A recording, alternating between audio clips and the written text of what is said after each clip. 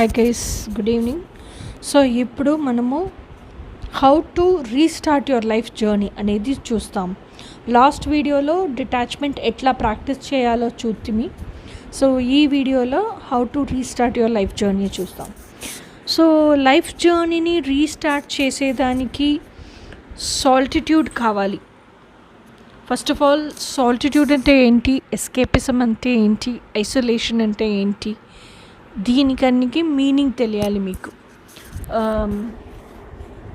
Suppose escapism అంటే మీరు వచ్చేసి ఒక ఫ్యామిలీ సెటప్లో ఉంటారు. ఆ ఫ్యామిలీలో పీపుల్ డిఫరెంట్గా ఉంటారు. ఒక్కొక్కరిని హ్యాండిల్ చేసేదానికి మీకు తెలియకుండా, ఎట్లా వారిని ట్యాకిల్ చేయాలా అనేది తెలియకుండా, వారిని ఫేస్ చేసేదానికి బ్రేవరీ లేకుండా ఏం చేస్తారంటే వారిని ఫేస్ చేసేదానికి, ఆ ప్రాబ్లమ్ని ఫేస్ చేసేదానికి, ఆ ప్రాబ్లమ్ని సాల్వ్ చేసేదానికి, అవాయిడ్ చేసేదానికోసం వారిని అసలు మీరు చూడరు, వారితో ఆడరు. మీరే వారి దగ్గర నుంచి రన్ అవుతూ ఉంటారు. That is called escapism.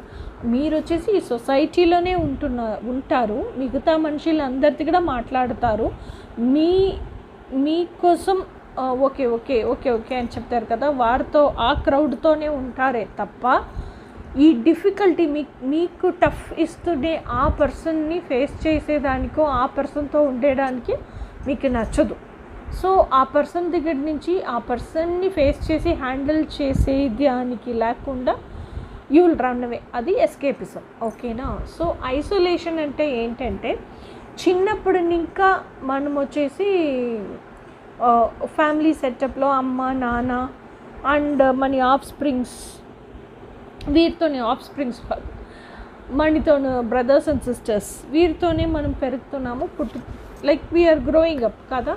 So ఈ సిచ్యువేషన్లో మనకి ఎక్స్పెక్టేషన్స్ ఉంటుంది. మా అమ్మ అంటే ఇట్లా ఉండాలి, నన్ను చూసుకోవాలి. మా నాన్న అంటే ఇట్లా ఉండాలి, నన్ను చూసుకోవాలి, నన్ను కేర్ తీసుకోవాలి. అట్లా అని చెప్పేసి ఒక్కొక్క రిలేటివ్ పైన నా ఎక్స్పెక్టేషన్ ఉంటుంది. ఆ ఎక్స్పెక్టేషన్ ఉంటుంది. అప్పుడు మనము ఎదురు చూస్తాం కదా, వారి వల్ల ఈ విషయాలు రియాలిటీకి రావాలని చెప్పేసి. ఎప్పుడు ఆ ఎక్స్పెక్టేషన్ పూర్తి కాలేదో అప్పుడు మనము చాలా డిసప్పాయింట్ అయిపోతాము. వారిపైన మనకుండే ట్రస్ట్ బ్రేక్ అయిపోతుంది. దానికైనా పైన ఇంకో విషయం, వారు మనని అఫెక్షన్తో ట్రీట్ చేసేటప్పుడు ఆ అఫెక్షన్ని ఆ లేబుల్ పెట్టుకొని, సపోజ్ ఇప్పుడు మన విష్ ఉంటుంది, చైల్డిష్ విషే, కానీ ఆ విష్ని కూడా ఇదన్నీ కుదరదు, ఇదన్నీ నువ్వు చేయకూడదు, ఇదన్నీ నువ్వు ఈ సొసైటీకి లైక్ ఒత్తి రాదు, నువ్వు ఇది బతకూడదు అని మనని మ్యానిపులేట్ చేస్తూనే ఉంటే మనకి వారిపైన ఉండే ట్రస్ట్ పోతుంది, వారిపైన ఉండే ప్రియము పోతుంది కదా. సో ఇట్లా మనం ఎవరెవరిపైన, ఆబ్వియస్గా ఒక చైల్డ్కి ఉంటే చైల్డ్ ఇస్ డిపెండెంట్. ఎవరిపైన డిపెండెంట్ అంటే ఆ చైల్డ్ని కేర్ తీసుకునేవారు, చూసుకునేవారు ఎవరో, ఆ గార్డియన్ పైన డిపెండెంట్ కదా. సో అప్పుడు ఆ కేర్ టేకర్ వచ్చేసి ఎవరైనా ఉండని, గ్రాండ్ పేరెంట్స్కి ఉండని, పేరెంట్స్కి ఉండని, నానికి ఉండని, ఎవరైనా వారు వచ్చేసి ఎక్స్పెక్టేషన్స్ మీట్ చేయలే, మిమ్మల్ని కూడా మ్యానిపులేట్ చేస్తూ ఉంటున్నారు. మీ విషెస్ ఏంటో అట్లాగే మీరు మిమ్మల్ని బతికేదానికి if they are not allowing అంటే అప్పుడు ఏం చేస్తారంటే, వారిని మీరు ఐసోలేట్ చేయరు, మిమ్మల్ని మీరు ఐసోలేట్ చేసుకొని అన్ని క్రౌడ్లో నుంచి సపరేట్ చేసుకొని ఒక మూలకెళ్ళి అమేదిగా ఎవరితో మింగలేకుండా కూర్చుంటారు. ఎవరితో మింగలేకుండా కాదు, మీకుండే కనెక్షన్లో కూడా లేకుండా సైలెంట్గా ఓ టాయ్ లాగా కూర్చుంటారు. దిస్ ఇస్ ఐసోలేషన్, ఓకేనా. ఆ తర్వాత సాల్టిట్యూడ్ అంటే ఏంటి అంటే, ఇప్పుడు మీరు కొంచెం లైక్ గ్రో అయిపోయినారు, పెద్దదైపోయినారు, ఆ తర్వాత మీకు అన్నీ అర్థమైపోయింది, వరల్డ్ ఇట్లాగే ఫంక్షన్ అవుతుంది, వీరు ఇట్లాగే ఉంటారు, మనీ బతుకేంటో, మనీ డ్రీమ్స్ ఏంటో అది మనమే రియాలిటీకి తీసుకొని రావాలి. మనీ బతుకేమో మనమే చూసుకోవాలి. అన్నీ మీకు ఆ మెచ్యూరిటీ వచ్చిందని పెట్టుకోండి. ఆ తర్వాత క్రౌడ్ మధ్యలోనే ఉంటారు, అందరితో మింగిల్ అవుతారు. ఎవరైనా ఏమైనా డౌట్స్ అడిగితే ఆ డౌట్స్కి కరెక్ట్గా షార్ట్ అండ్ క్రిస్ప్ క్లారిటీ ఇస్తారు. మీ పైగా అందరికీ నమ్మకం ఉంటుంది, కానీ మీకు ఎవరిపైగా నమ్మకం ఉండదు. ఓకే, వీరి దగ్గరికి వెళ్తే వీరు మనకి బాగా మంచి సొల్యూషన్ ఇస్తారు అని చెప్పేసి మీ దగ్గర మీ దగ్గరకి నింబర జనాలు వస్తారు. అట్లా ఉండే ఆ సిచ్యువేషన్లో మీరు మీతోనే కనెక్టెడ్గా ఉంటారు, ఫుల్ కంప్లీట్ మీతోనే కనెక్టెడ్గా ఉంటారు. లోన ఎప్పుడైనా ఆ కాన్వర్సేషన్ జరుగుతూనే ఉంటుంది. అందుకోసం అవుట్ సైడ్ వరల్డ్లో చాలా సైలెంట్గా ఉంటారు. ఆ ఇన్నర్ కాన్వర్సేషన్ని ఆల్వేస్ వాచ్ అండ్ వార్డ్లోనే ఉంటారు. మీతో మీరు కనెక్షన్లో ఉండేది బట్ట మీరు హోల్ అండ్ కంప్లీట్గా ఎమోషనలీ ఫుల్ఫిల్డ్ పర్సన్గా ఉంటారు. మీకు బయటికి నుంచి ఏమీ సెర్చే ఉండదు, ఆ లాంగింగ్ క్రేవింగ్ ఏమీ ఉండదు. అప్పుడు మీరే మీ ఒక లోకం, దట్ ఈస్ కాల్డ్ సాల్టిట్యూడ్. ఓకేనా? సో మీరు మీతోనే ఉంటారు, దట్ ఈస్ సాల్టిట్యూడ్. సో ఇప్పుడు మీకు రన్నింగ్ అవే అంటే ఎస్కేపిజం అంటే ఏంటో తెలుసు, తర్వాత ఐసోలేషన్ అంటే ఏంటో తెలుసు, సాల్టిట్యూడ్ అంటే ఏంటో తెలుసు. ఇప్పుడు మీరు ఏ స్టేజ్లో మీరు ఏ టైటిల్ పెట్టుకొని సపరేట్గా ఉంటున్నారో మీరే డిసైడ్ చేసుకోండి. ఓకేనా? ఎస్కేప్ అయ్యి వచ్చి సపరేట్గా ఉంటున్నారా, లేకపోతే మిమ్మల్ని మీరు ఐసోలేట్ చేసుకొని సపరేట్గా ఉంటున్నారా, లేకపోతే సాల్టిట్యూడ్లో సపరేట్గా ఉంటున్నారా, డిసైడ్ చేసుకోండి. ఓకే, సపోజ్ ఇప్పుడు ఐసోలేషన్లో మీరు సపరేట్ అయ్యి వచ్చేసినారనే పెట్టుకుంటాము.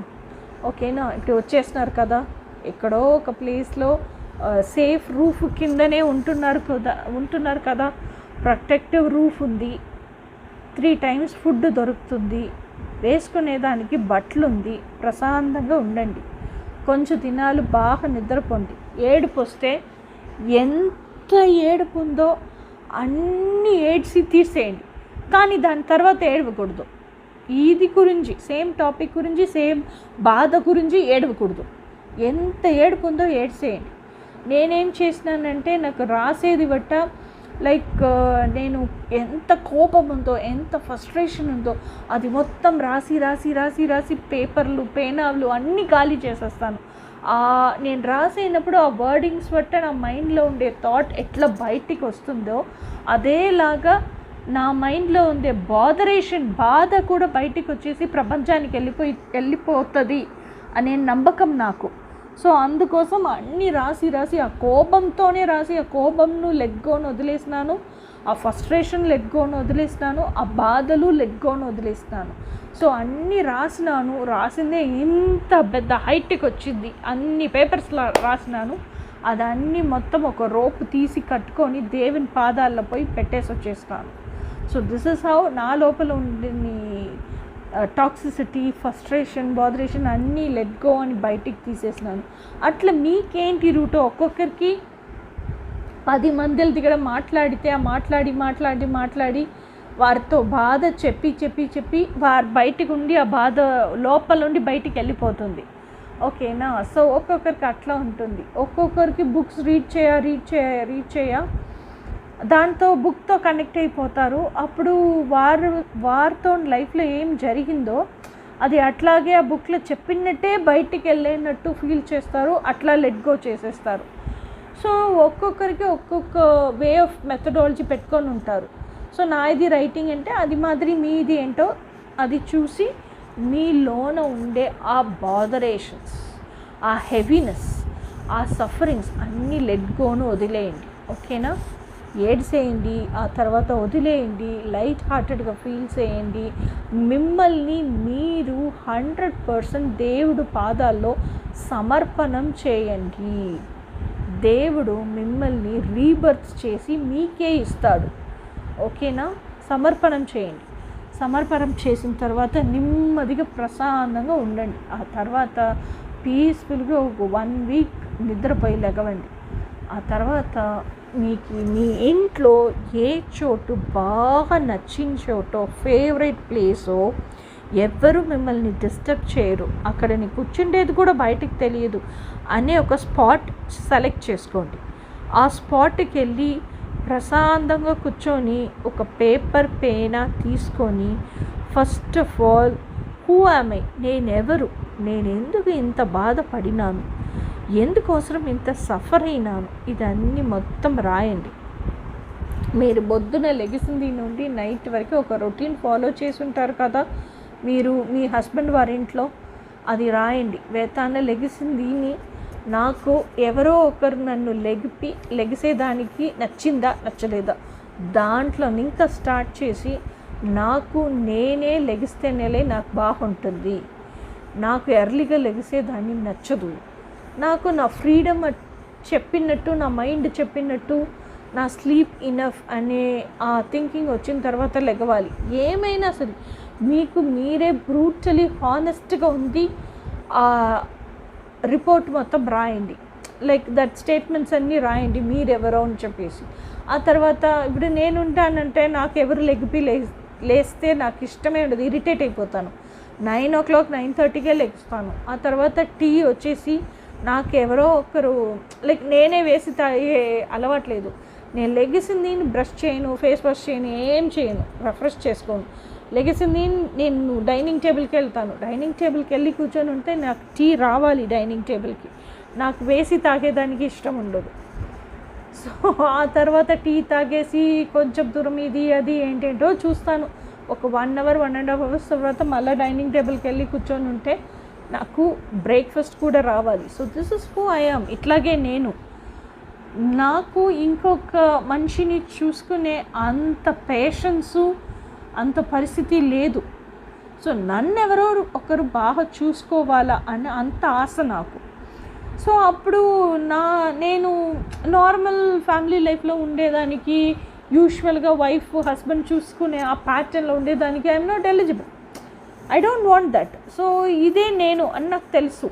So like that who are you from with in, own your truth. ఇదే నేను మీకు తెలిసిపోతే own your truth. Don't feel guilty, feel happy and feel proud. Yes, this is who I am, this is what I want. ఇదే నాకు కావాలి, ఇదే నేను. నన్ను నచ్చిన వారు నాతో ఉండండి, నేను నచ్చకపోతే నా లైఫ్లో నుంచి బయటికి వెళ్ళండి. That's all. Get the hell out of my life. ఓకేనా? సో ఫస్ట్ అది షార్ట్ అవుట్ చేయండి.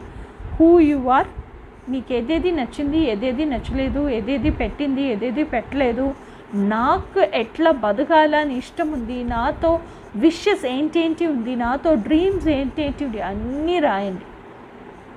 రాసేసినారా? This is who you are. తర్వాత మీ డ్రీమ్స్ రాసినారు కదా, ఆ డ్రీమ్స్ మొత్తం ప్రయారిటైజ్ చేయండి. ఇప్పుడు నేనుంటానంటే నేను వచ్చేసి నాకు నా ట్విన్ ఫ్లేమే కావాలి. ఆ ట్విన్ ఫ్లేమ్తో లివ్ చేసే ఆ లైఫే నాకు ప్రైమ్ మోస్ట్ కోర్ అనమాట లైఫ్లో. సో అందుకోసం ట్విన్ ఫ్లేమ్ కావాలి అని రాసినాను. ఆ ట్విన్ ఫ్లేమ్తో ఉండేదానికి డబ్బులు కావాలి. ఓకేనా? ఆ ట్విన్ ఫ్లేమ్తో ఉండేదానికి నా సొంత ఇల్లు కావాలి. ఎందుకంటే నా ట్విన్ ఫ్లేమ్నే మనిషి ఎవరో ఏమో నాకే తెలియదు, ఒక స్ట్రేంజర్గా ఉంటాడు. నేనే ఆ ట్విన్ ఫ్లేమ్ని చూసి ఇదే నా ట్విన్ ఫ్లేమ్ అని కన్ఫర్మ్ చేసిన తర్వాతనే ఎవరికైనా వీడు నా ట్విన్ ఫ్లేమ్ చెప్పేదానికి కుదురుతుంది కదా. ఆ స్టేజ్లో నాకే ఎవరో నా ట్విన్ ఫ్లేమ్ తెలీదు. సో ఆ స్టేజ్లో ఆ ట్విన్ ఫ్లేమ్ని మా అమ్మ నాన్న ఇంటికి తీసుకొచ్చి వాటితో కలిసి ఉండేదో, లేకపోతే మా ట్విన్ ఫ్లేమ్ వారి ఇంటికి వెళ్ళి ఇదే నేను లవ్ చేస్తున్నాను అని చెప్పేసి వారింట్లో కలిసి ఉండేదానికే కుదరదు. సో మా ఇద్దరికి సేరి ఒక ఇల్లు కావాలి. ఆ ఇంట్లో ఉంటే ఎవరు నన్ను క్వశ్చన్ చేయకూడదు. వీడెవడు, ఎందుకు తీసుకొచ్చినావు, ఇప్పుడే ఇంట్లో నుంచి బయటికి పో, లేకపోతే వాడిని వదిలేసిరా, ఏమి చెప్పకూడదు. సో నాకు సొంత ఇల్లు కావాలి ఉండేదానికి. ఓకేనా? ఆ తర్వాత ఆ ఇంట్లో నేనే ఉండాలంటే నేను జీవనం చేసేదానికి డబ్బులు కావాలి. నా జీవనం చేసేదానికి డబ్బులు కావాలంటే నాకు సంపాద్యం కావాలి. సంపాద్యం కావాలంటే నా ఓన్ కెరియర్ని స్టార్ట్ చేయాలంటే ఇన్వెస్ట్మెంట్ మనీ కావాలి. ఆ ఇన్వెస్ట్మెంట్ మనీకి జాబ్ కావాలి. ఆ జాబ్ కావాలంటే నాకు జాబ్ స్పేస్ ఎట్లా ఉండాలో, జాబ్లో ఉండే మనుషులు ఎట్లా ఉండాలో, నాకు జాబ్ ఏదైనా జాబ్ చేస్తాను, కానీ ఆ జాబ్ వచ్చేసి నాకు సెకండ్ హోమ్ లాగా ఉండాలి. ఆ ఎన్విరాన్మెంట్ నాకు పైన ఉండే ఆఫీసర్ నాకు ఏదో ఒకటి ఎడ్యుకేట్ చేస్తే, నాకు నేర్పిస్తే చాలా కైండ్గా అఫెక్షన్తో నేర్పియాలి, లేకపోతే నా హెడ్లో అది ఎక్కదు. లాస్ట్ వరకు అది నేర్చుకోను నేను. అట్లా అయిన టైప్ నేను. So if you know who you are అండి, మీరెవరో మీకు తెలిస్తే మాత్రమే మీకు ఎట్లా అయిన ఎన్విరాన్మెంట్ కావాలి, ఎట్లా అయిన మనుషులు మీ చుట్టూ ఉండాలి, ఎట్లా అయిన జాబ్ కావాలి, దాన్ని మీరు డిసైడ్ చేసేదానికి కుదురుతుంది. Yes no. సో అప్పుడు డిసైడ్ చేసేటప్పుడు మీకు జాబు లేదు, ఏమీ లేదు, ఇప్పటికీ ప్రసాదంగా నిద్రపై లెగిసి కూర్చొని ఉండి ఆలోచన చేసి రాస్తున్నారు. అదే మీ పరిస్థితి. ఇప్పుడు జాబ్ కావాలంటే ఆ జాబ్ గురించి నేను విజువలైజేషన్, ఆ విషన్ క్రియేట్ చేయాలి. ఆ విషన్ క్రియేట్ చేయాలంటే నేనెవరో నాకు తెలుసుకోవాలి. సో ఇప్పుడు బిస్ లిస్ట్ రాసేసినాను. ఫస్ట్ నా ట్విన్ ఫ్లేమ్ కావాలి, అన్నీ రాసేసినాను ఒకటిపైకి ఒకటి. ఇప్పుడు ప్రయారిటైజ్ చేస్తున్నాను. ప్రయారిటైజ్ చేస్తే ఎట్లా లిస్ట్ రాసి పైకుండి కిందికి వచ్చానో అది అట్లాగే ఉల్టా అయిపోయింది. సో లాస్ట్ విష్ ఫస్ట్కి వచ్చేసింది, ఫస్ట్ విష్ లాస్ట్కి పోయేసింది. సో ఫస్ట్ విజువలైజేషన్ చేయాలి, ఆ తర్వాత జాబ్ని అట్రాక్ట్ చేయాలి, ఆ తర్వాత జాబ్కి వెళ్ళి శాలరీ తీసుకోవాలి, ఆ శాలరీలను ఇంకా సేవింగ్స్ చేసుకోవాలి, ఆ తర్వాత కెరియర్లో ఇన్వెస్ట్ చేయాలి, ఆ కెరియర్ పికప్ అయ్యేంతవరకు జాబ్ చూడాలి, ఆ కెరియర్ 2 years 3 years తర్వాత పికప్ అయిన తర్వాత జాబ్ని క్విట్ చేయాలి, ఆ తర్వాత సేవింగ్స్ పెట్టుకొని ల్యాండ్ కొనుక్కొని ఇల్లు డైరెక్ట్గా ల్యాండ్ కొనుక్కొని ఆ ఇళ్ళకి నేను షిఫ్ట్ అయిన తర్వాత నా ట్విన్ ఫ్లేమ్తో నేను అక్కడ ఉంటాను కదా. సో ఇట్లా ఉల్టా మారిపోయింది లిస్ట్ ప్రయారిటైజ్ చేసిన తర్వాత. సో మీరు ప్రయారిటైజ్ చేసేసినారంటే ఇప్పుడు మళ్ళా ఒక కాంప్లెక్స్లో అదే మీ ఫేవరెట్ స్పాట్లో కూర్చొని ఇప్పుడు రాయండి, నా లైఫ్ పార్ట్నర్లో దీనికి ఉంది. మీ ఎక్స్ ఉంటారు కదా, అక్కడి నుంచే కదా ఇక్కడ వచ్చేసినారు. ఏమేమి నాకు నచ్చలేదు, ఎందుకు నచ్చలేదు, సో నాకు నా లైఫ్ పార్ట్నర్ దగ్గర ఏమేమి ఎక్స్పెక్టేషన్స్ ఉంది, వాడు ఎట్లా ఉండాలి, బిహేవియరల్ క్యారెక్టరిస్టిక్స్, నన్ను ఎట్లా కేర్ తీసుకోవాలి, ఇదన్నీ రాయండి. ఒక కన్క్లూషన్కి రండి. ఇప్పుడు మీరే ఫిగర్ అవుట్ చేసేసినారు, this is who I am, ఇదే నా క్యారెక్టరిస్టిక్స్ ఫీచర్సు. సో నా క్యారెక్టరిస్టిక్స్ ఫీచర్స్ ఇట్లా ఉంది అంటే నాకు సెట్ అయినట్టు, నాకు మ్యాచ్ అయినట్టు, నా గ్యాప్స్ అన్నీ ఫిల్ చేసేనట్టు, నన్ను అర్థం చేసుకునేటట్టు నా లైఫ్ పార్ట్నర్ కావాలి. సో ఇప్పుడు నన్ను రెస్పెక్ట్ చేయాలి, ఫ్రెండ్లీగా ట్రీట్ చేయాలంటే ఫ్రెండ్లీగా ట్రీట్ చేసే అబ్బాయి కావాలి నాకు. ఓకే, సో లైక్ దాట్ అన్నీ మీరెవరు, మీకు ఏం కావాలి, ఇది మొత్తం ఆ పర్సన్ దగ్గర ఏం ఎక్స్పెక్ట్ చేస్తున్నారు అన్నీ రాయండి. రాసిన తర్వాత మీరు కొంచెం రిలాక్స్ చేసుకొని దానికి ఒక విషన్ క్రియేట్ చేయండి. ఓకేనా, విషన్ క్రియేట్ చేసేసి అది రోజు మెడిటేషన్ స్టార్ట్ చేయండి. ఇప్పుడు మీ mental health, physical health, emotional health, financial health ఇది నాలో ముఖ్యం. దీనికోసం రోజు మీరు మీతో టైం అలాట్ చేసి స్పెండ్ చేసి కమ్యూనికేట్ చేయండి, మీతోనే మీరు కమ్యూనికేట్ చేయండి, సెల్ఫ్ టాక్ డెవలప్ చేయండి. This is how you restart your life journey. ఓకేనా, ఈ తర్వాత ఇప్పుడు మీరు డిటాచ్మెంట్ ప్రాక్టీస్ చేసేసి ఫిజికల్గా మెంటల్గా దూరంగా వచ్చేసినారు. ఆ తర్వాత లైఫ్ జర్నీ స్టార్ట్ చేసేసినారు. ఆ తర్వాత ఇంకా ఈ లైఫ్ జర్నీ స్టార్ట్ చేసిన తర్వాత ఎట్లా మార్చ్ ఫార్వర్డ్ అవ్వాలో అది నెక్స్ట్ వీడియోలో చూస్తాము. Until then bye.